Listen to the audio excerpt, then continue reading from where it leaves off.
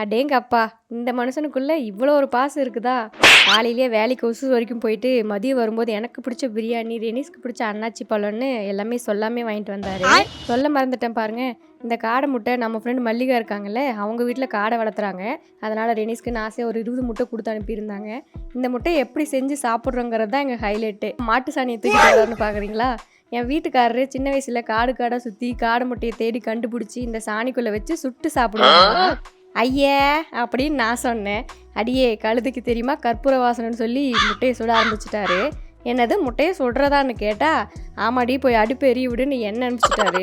நம்ம ரெனிஸ் இந்த முட்டையை முன்ன பின்ன பார்த்தது கூட கிடையாது. ஆனால் முட்டைன்னு சொன்னதும் அவனே ஆர்வமாக விறகெல்லாம் எடுத்துகிட்டு போட்டு சுற்றிட்டு இருந்தான். இப்போ தான் முட்டை வேகக்க டைமரெல்லாம் வந்துருச்சு. அப்போல்லாம் சாணி கருகுச்சுன்னா வெந்துருச்சுன்னு அர்த்தம்னு சொல்லிட்டு இருந்தாரு. இந்த வீடியோ பார்க்குற 2K கிட்ஸ் எல்லாம் இது பெருசாக தெரிஞ்சிருக்க வாய்ப்பு இருக்காதுன்னு நினைக்கிறேன். ஏன்னா நானும் 2K தான், எனக்கும் தெரியாது.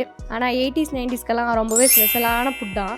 4 முட்டையை 4 கணக்காக தேடின நாளெல்லாம் இருக்கான். இந்த முட்டை எப்படி இருக்குமோன்னு நான் கூட நினச்சிட்டு இருந்தேன். சும்மா சொல்லக்கூடாதுங்க, முட்டையை வேக வச்சு சாப்பிட்றத விட இந்த மாதிரி சுட்டு சாப்பிட்றது ரொம்பவே டேஸ்ட்டாக இருந்துச்சு. நிஜமாக 80s 90s எல்லாம் ரொம்பவே கொடுத்து வச்சவங்க. இந்த வீடியோ பார்க்குற 80s 90s இந்த மாதிரி அனுபவம் உங்களுக்கு இருந்திருக்கான்னு மறக்காமல் கமெண்ட்ஸில் சொல்லிட்டு போங்க.